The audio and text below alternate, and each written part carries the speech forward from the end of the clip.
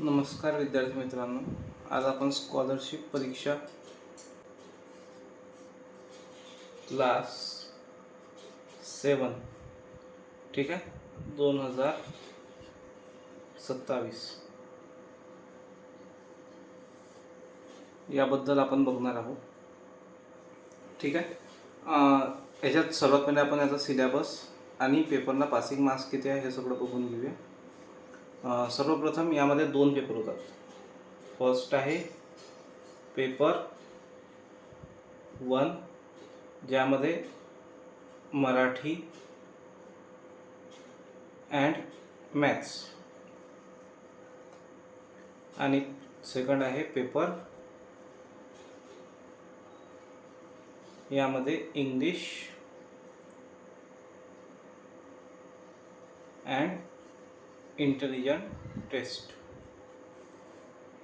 ठीक आहे. दोघांमध्ये पेपरमध्ये 75 क्वेश्चन्स असतील.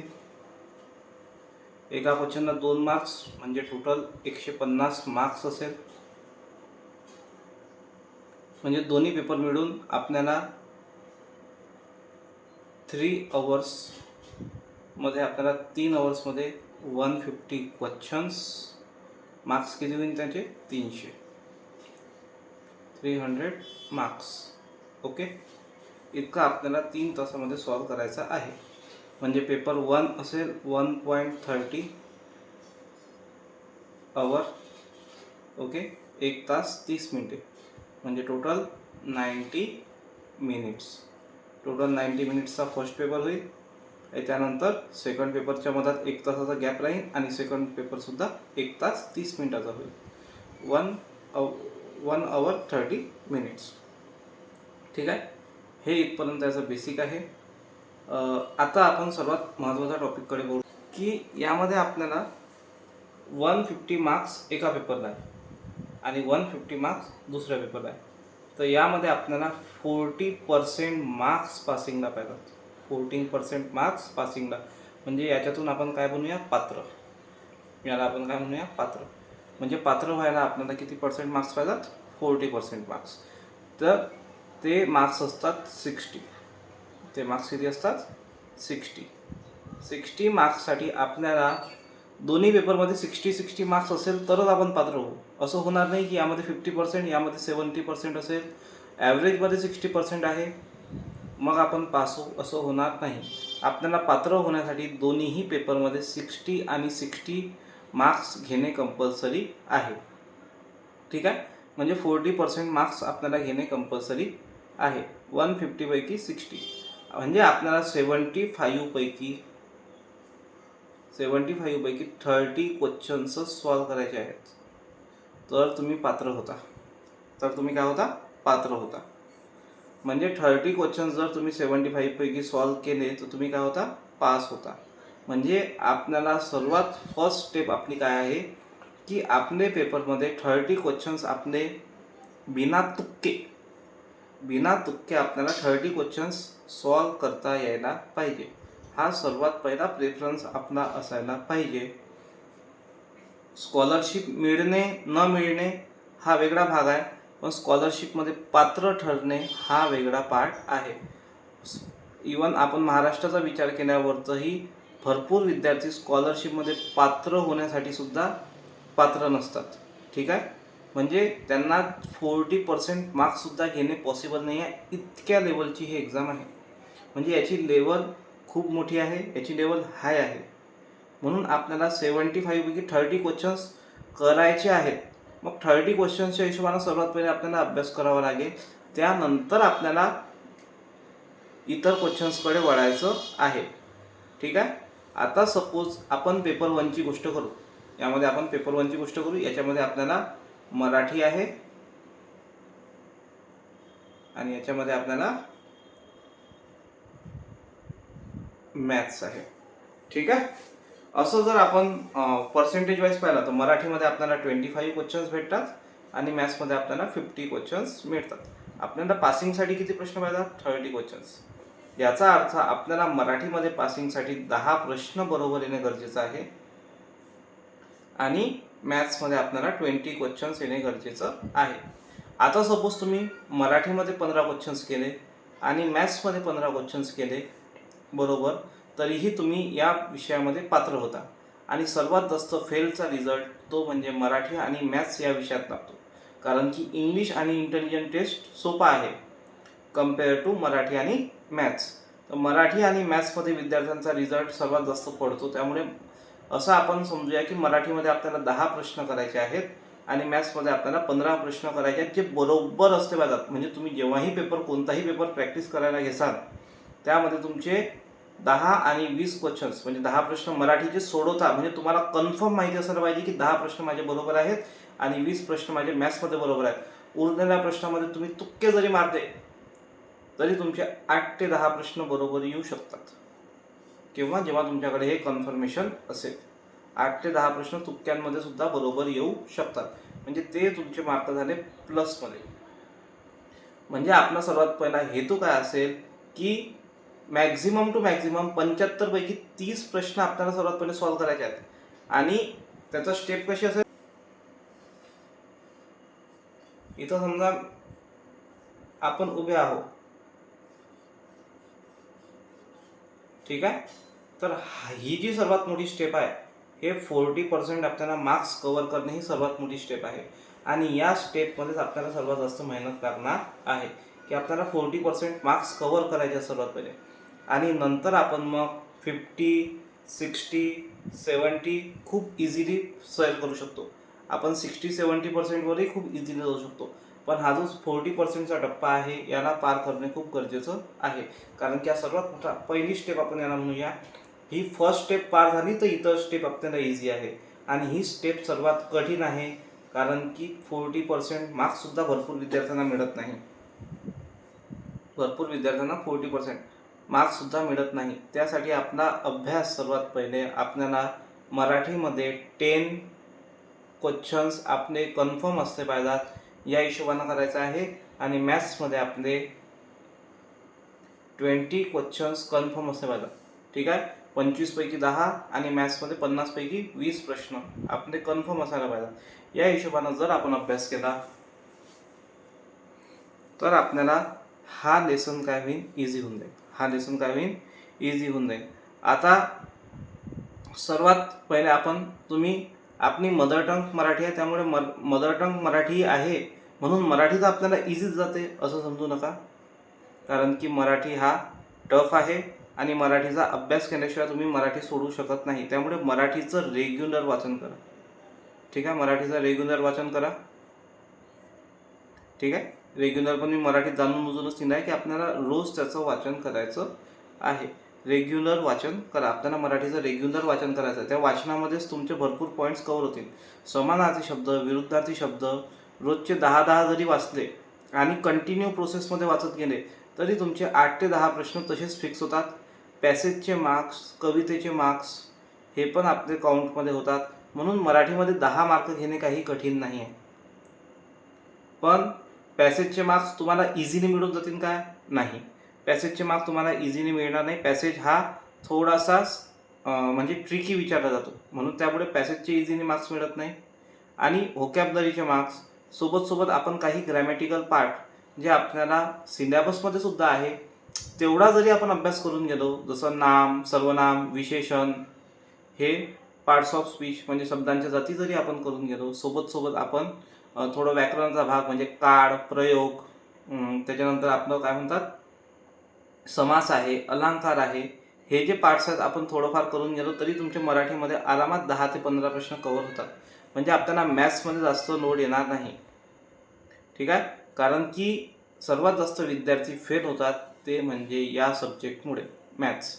मराठीचा विद्यार्थ्यांचा अभ्यास असतो 10, 12, 15 मार्क्स, 15 क्वेश्चन्स विद्यार्थी खूप इझिली कव्हर करतात. परंतु सर्वात जास्त रिझल्ट डाऊन होतो तो म्हणजे मॅथ्समध्ये. कारण की मॅथ्समध्ये 4ही ऑप्शन्सला विद्यार्थी जवळपास अंधी तुक्क्याने सोडवतात. अंदाजे सर्व विद्यार्थी अंदाजेच चालू आहे. म्हणजे जय माता दी करत, जय श्रीराम करत, म्हणजे जे पण गॉड आहेत, जे पण भगवान आहेत त्या सगळ्यांचं मार्कअप करून ते चालतात. आपल्याला फक्त 20 क्वेश्चन्स कव्हर करायचे आहेत. त्या हिशोबानं आपल्याला फुल सिलेबस करावा का? हा सर्वात मोठा क्वेश्चन आहे. फुल सिलेबस आपल्याला करायचा आहे का? मॅथ्समध्ये आपल्याला जर 20 क्वेश्चन्स कव्हर करायचे आहेत तर आपल्याला फुल सिलेबस करायचा आहे का, हे आपण बघूया. आता मॅथ्समध्ये बघा, मॅथ्समध्ये जवळपास 30च्या आसपास तुम्हाला लेसन्स आहेत. 30पेक्षा जास्तच आहे, 30च्या आसपास लेसन आहे.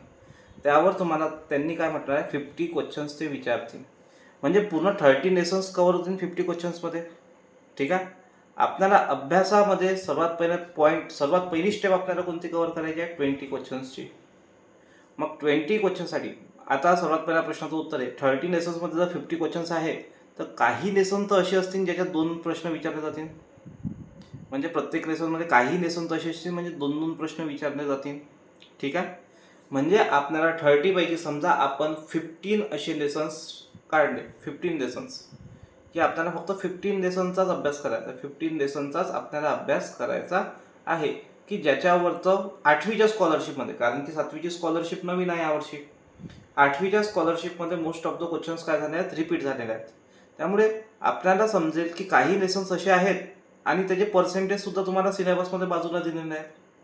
ठीक आहे. तर काही लेसन्स असे आहेत ज्याच्यात जसं एक पार्ट आहे त्यामध्ये फक्त 3च लेसन्स आहेत. किती लेसन आहेत? 3. आणि त्याला 20%चं वेटेज आहे. किती पर्सेंटचं वेटेज आहे? 20%चं. याचा अर्थ त्या 3 लेसनमधून 2 प्रश्न तर कन्फर्म येणार आहे. ठीक आहे. एका पार्टमध्ये 3 लेसन आहे. ठीक आहे. तर 3मधून 2 लेसन म्हणजे 2 क्वेश्चन कन्फर्म होतील. म्हणजे आपल्याला असे लेसन्स काढायचे आहेत आणि जे लेसन्स तुम्हाला 7 स्टँडर्डला इझी पडतील असे सुद्धा लेसन्स काढायचे आहे. 7 स्टँडर्डला इझी पडतील असे सुद्धा आपल्याला लेसन्स काढायचे आहेत. आता त्या लेसन्सची लिस्ट मी तुम्हाला स्क्रीनवर दिसेल. ते लेसन्स मी तुम्हाला लिहून दाखवत आहे.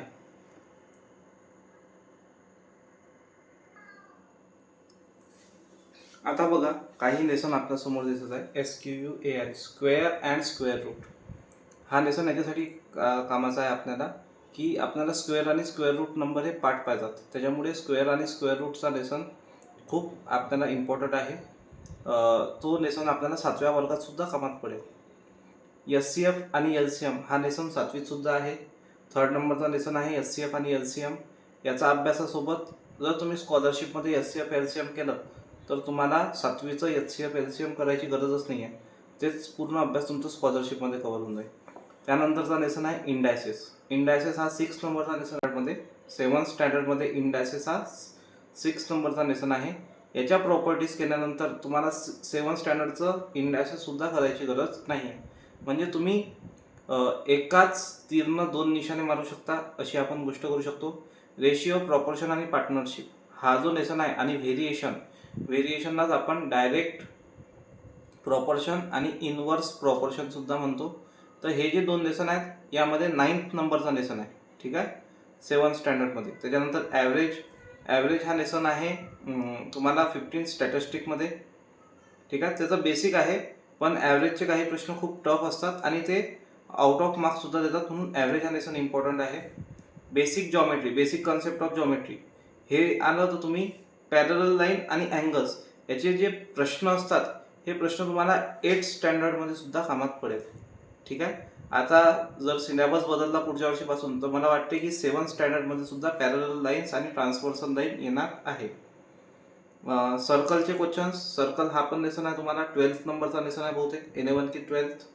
ट्रायंगलचा सुद्धा आणि Pythagoras theorem, triangles and Pythagoras theorem हा सुद्धा तुम्हाला 7 स्टँडर्डमध्ये लेसन आहे. म्हणजे जर तुम्ही स्कॉलरशिपचा अभ्यास आपल्या एक्झामच्या हिशोबाने सुद्धा केला तर तुमचा जवळपास 7 स्टँडर्डचा 90% सिलेबस आपला स्कॉलरशिपमध्येच कव्हर होऊन जातो मॅथमॅटिक्सचा. म्हणून हे लेसन्स काय आहेत, इम्पॉर्टंट आहेत.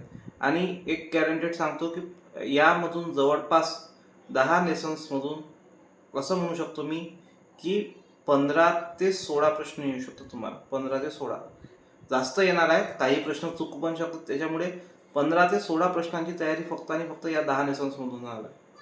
ठीक आहे. म्हणजे आपण टार्गेट ठेवलेलं आहे 30 क्वेश्चन्सचं. ठीक आहे. 30 पैकी 10 क्वेश्चन्स आपले मराठीमध्ये कव्हर होणार आहे आणि 20 क्वेश्चन्स आपण मॅथ्समधून कव्हर करणार आहे. इथं सध्या आपण फक्त पासिंगची गोष्ट करत आहे. आपण स्कॉलरशिप मिळवण्यासाठी तयारी नाही आहे. ही फक्त पासिंग, की आपल्याला पास कसं वाचाय, पात्र कसं वाचाय, त्यासाठी आपलं हे सुरू आहे. ठीक आहे. यानंतर पुढचे लेसन्स इम्पॉर्टंट यानंतर सर्वात इम्पॉर्टंट लेसन आहे पेरीमीटर अँड एरिया. हे दोन्ही वेगवेगळे लेसन आहेत स्कॉलरशिपमध्ये, पण तुमचा जो 12th नंबरचा लेसन आहे, ठीक आहे, 12th नंबरचा लेसन आहे पेरीमीटर अँड एरिया. हे पूर्ण टॉपिक 7th स्टँडर्डचं यामध्ये कव्हर होईल. 7th स्टँडर्डचं पेरीमीटर एरिया खूप चांगल्या लेवलचे प्रश्न आहेत आणि खूप इम्पॉर्टंट क्वेश्चन्स आहेत पेरीमीटर आणि एरियाचे.